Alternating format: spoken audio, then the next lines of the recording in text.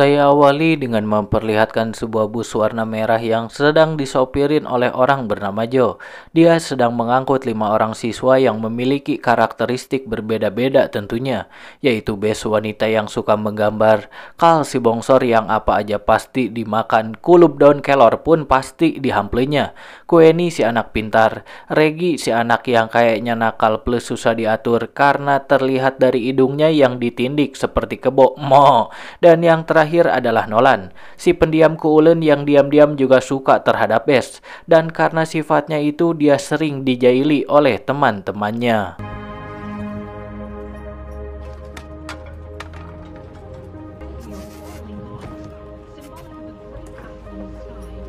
Karena gabut juga di perjalanan tidur bangun molor hudang we hayo, Carl pun meminta teman-temannya untuk menjawab teka-teki yang dibacakannya.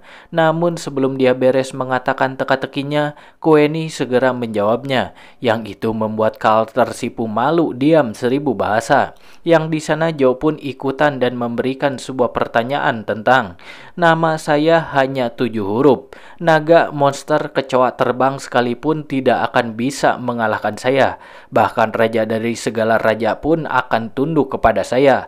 Dan siapa saya? Yang mana hal itu tidak bisa dijawab oleh Queenie, karena di Mbah Google pun tak ada. Hingga bus tersebut masuk ke jalan gelap dengan pohon-pohon tinggi yang menjulang di sampingnya, yang salah satunya tumbang menghalangi jalan mereka. Namun alih-alih putar balik, Joe malah putar otak memengkolkan mobilnya ke samping kiri.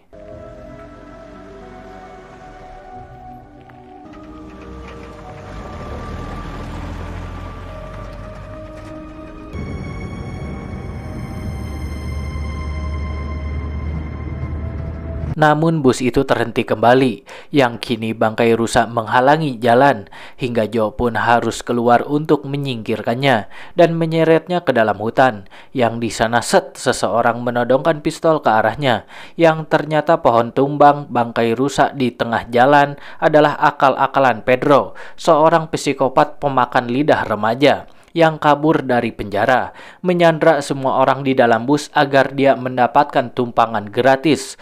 Padahal mah atuh apa susahnya sih tinggal bilang om nebeng om, pasti dikasih. Masihlah lega kok eta ebreg. Dan Carl pun nampaknya sudah tahu sosok si Pedro ini, karena ayahnya yang seorang polisi pun sedang mencari keberadaannya yang masih buron hingga saat ini. We've been looking for this guy everywhere. Don't know what it is. But he just seems to love teenagers. Sore berganti maghrib, Pedro memerintahkan para siswa untuk membuang ponselnya keluar bus karena dia tidak ingin mereka mengontek bantuan. Namun Reggie tidak mau melakukannya. Entar ayangnya ngamuk nggak dikabarin olehnya. Tetapi setelah Pedro mengintimidasinya, "Hei dek tindi kebo, ini pistol beneran loh, bukan mainan yang dibeli di pasar minggu." Pun Reggie yang takut dijedor memilih untuk memberikan HP-nya. Hingga mereka tidak sadar bahwa bus tersebut masuk ke wilayah zona militari yang tidak boleh dimasuki oleh sembarangan manusia. Ketika bus melintasi terowongan, tiba-tiba bus mogok, namun lampu-lampunya masih menyala.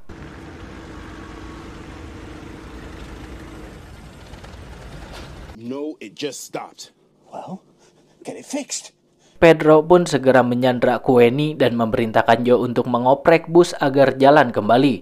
Namun saat mereka bertiga turun dan Joe memperbaiki mesin, lampu di terowongan tiba-tiba matot bersamaan dengan suara ngeri yang membuat saya mengecilkan volume karena takut ada sesuatu yang mengagetkan saya. Suara itu berasal dari depan mereka. Pedro lalu memerintahkan Joe untuk memeriksanya. Sementara dia kembali ke dalam bus wisata berisi siswa yang mogok di jalan sepi oleh makhluk mengerikan yang kini sedang didekati Joe. Dan seketika dia digegel olehnya hingga mati. Para siswa menjerit ketakutan, terutama si psikopat Pedro. Namun ketika dia mencoba menyalakan mobil, kuncinya pun tak ada karena masih berada di Joe. Sehingga dia memerintahkan Carl untuk mengambilnya. Namun ketika Nolan mengajukan dirinya untuk menggantikan Carl, Bes segera turun dari bus dan berjalan secara perlahan menuju jasad Joe. Dan dia berhasil mengambil kuncinya dan berlari kembali ke bus ketika ada suara jeritan makhluk ngeri di depannya.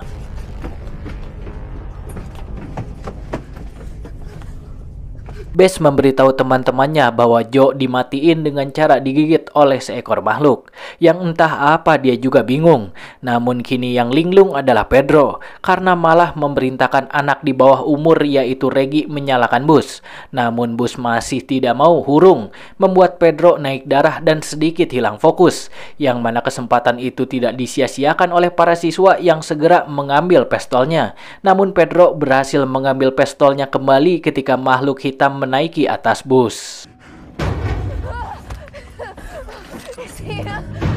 Sudah kapalang edan kesal juga karena Pedro capek-capek keluar dari penjara malah diocon-oconin gini oleh seenggok makhluk yang tidak jelas asal-usulnya pun Pedro berniat akan membunuhnya dengan pistolnya. Namun sebuah keinginan selalu tidak berbanding lurus dengan kenyataan. Dia malah dibunuh oleh monster tersebut dan jasadnya segera ditempelkan ke jendela bus untuk diperlihatkan kepada para anak-anak. Sambil monster itu menampilkan wujud aslinya yang bermoncong gigi taring ditudungin kepalanya dan memiliki cakar pula yang membuat para siswa beranggapan dia bukan manusia. Ya iya tuh coy. Reggie segera ke wilayah pengemudi kembali dan akan menyalakan bus, namun masih tidak mau hurung. Hingga Reggie yang kesal pun malah memencet-mencet klakson bus menciptakan kebisingan. Sebelum akhirnya dia kembali ke tempat duduknya yang berada di belakang. Dan seketika radio pun menyala, mengeluarkan suara teka harti. Lampu di bus pun mati menyala mati seperti sedang berdisko. Dan seketika Reggie berhalusinasi tentang dirinya yang berlumuran darah bersama teman-temannya di sebuah lorong.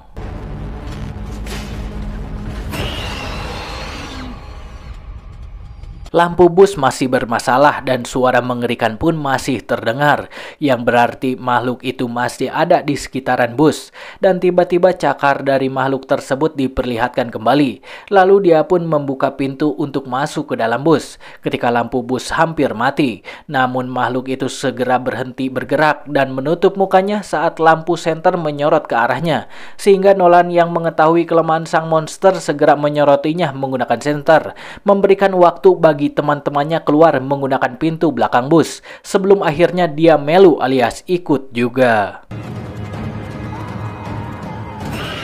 Mereka memasuki sebuah lorong yang tertutup oleh pagar dan terus berlari dalam kegelapan. Yang satu-satunya cahaya adalah senter yang dipegang Nolan.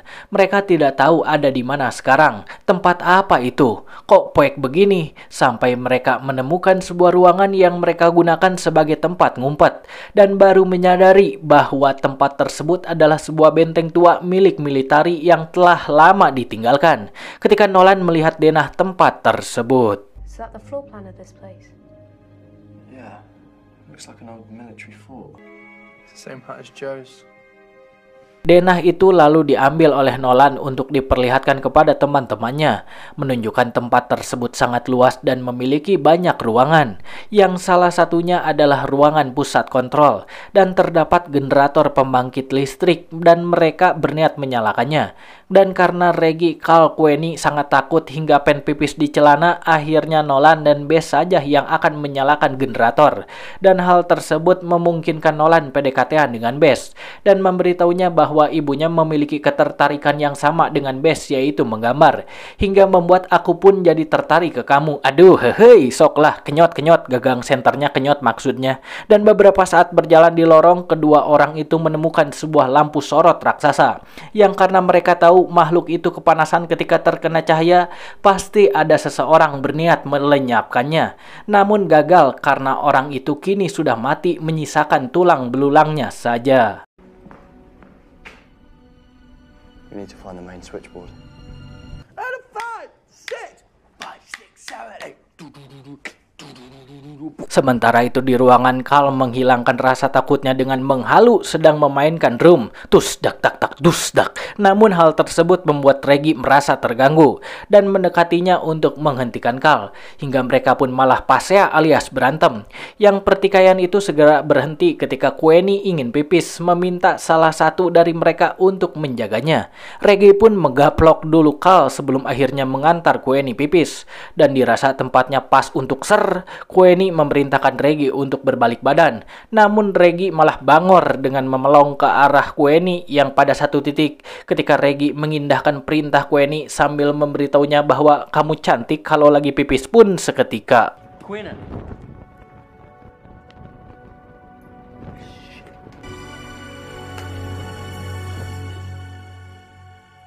Reggie bergegas kembali ke Carl dan memberitahunya bahwa Queenie hilang, yang pasti dia diambil oleh makhluk tersebut. Dan ketika mereka mencarinya, benar saja Queenie sedang dipeluk oleh monster itu yang menggigit lehernya.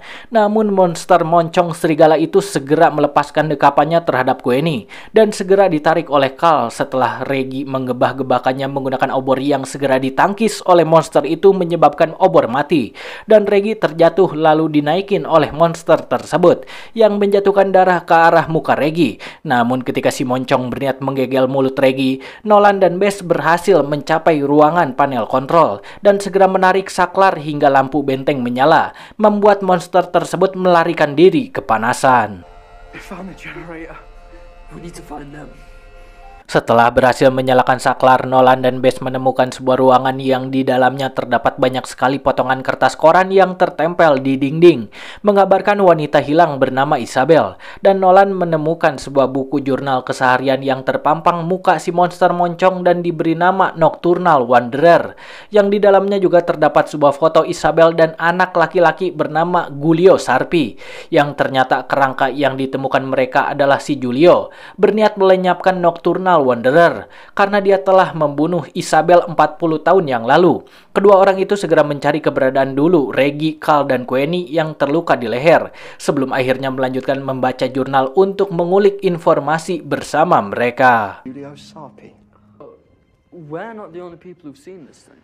Nolan segera membaca jurnal milik Giulio yang menceritakan tentang kisahnya dulu waktu masih kicik atau Samenel bersama Isabel yang gemar sekali berpetualang.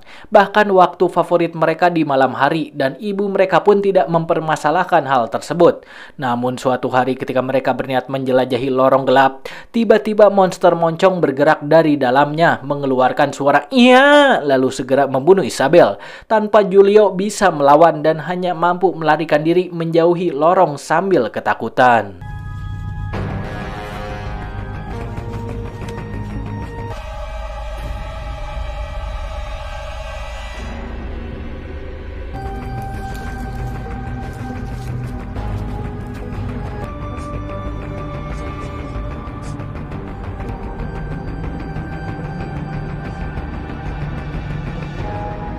Namun selama bertahun-tahun kejadian tersebut selalu menghantui Giulio, hingga Giulio yang kini sudah gede mengarah ke kolot pun kembali lagi ke lorong berniat membalaskan dendam Isabel yang dibunuh oleh monster moncong.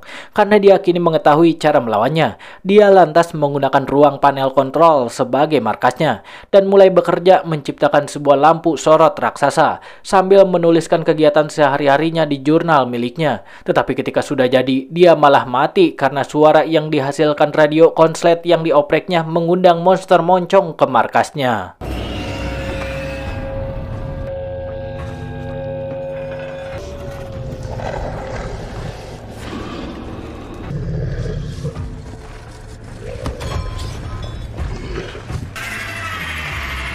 Setelah membaca jurnal tersebut, Nolan ingin menyelesaikan tugas dari Giulio untuk melenyapkan sang makhluk, dan teman-temannya pun setuju. Lalu mereka mulai mengoprek kembali lampu sorot raksasa, juga memasukkan baterai ke radio agar menyala, dan segera mereka menuju posisi masing-masing dengan Bess yang akan menarik saklar dan dijaga oleh Queenie, sementara Reggie akan menyalakan lampu sorot yang di sampingnya terdapat Nolan beserta Carl, dengan radio yang menyala dan mengeluarkan suara teka hati sebagai umpannya, menciptakan kebisingan agar makhluk tersebut terpancing ke lampu sorot. Namun ketika si moncong berada di depannya, Bess malah terkuat menarik saklar.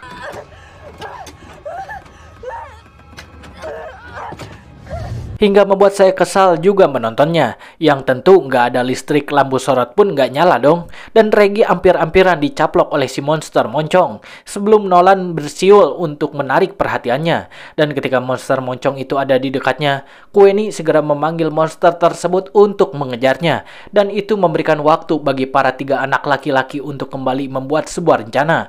Bagaimana caranya pokoknya si monster moncong heboh tai kucing berada di depan lampu sorot. Sehingga ketika monster itu berhasil memojokkan Queenie dan Bess, tiba-tiba dia mendengar suara logam terjatuh, kelenteng.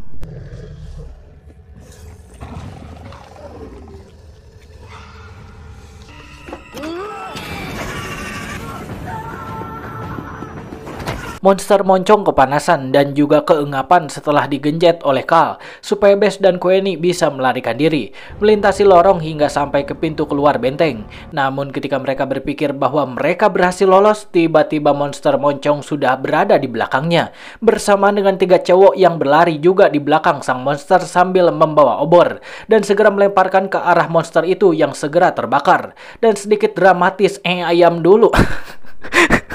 Sebelum akhirnya dia mati di hadapan kelima anak tersebut. Ada ayam, anjoy.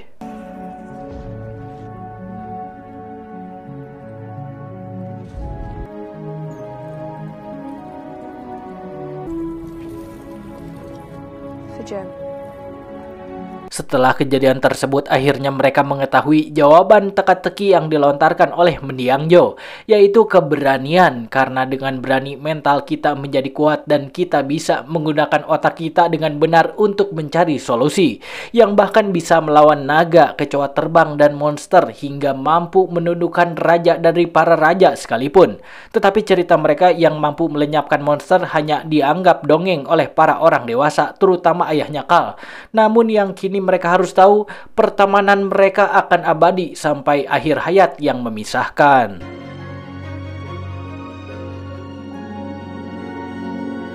Sementara itu, ayahnya Carl bersama 2 polisi mendatangi lokasi benteng militer karena penasaran dengan cerita anaknya apakah beneran. Dan setelah dia melewati lorong sambil membawa senter, tiba-tiba suara teriakan makhluk moncong berdendang lagi yang ternyata belum mati. Atau apakah masih ada lagi yang sejenis dia? Atau jangan-jangan Isabel dan Julio mati berubah jadi mereka? Ayahnya Carl pun memasang ekspresi ketakutan dan film pun beresan.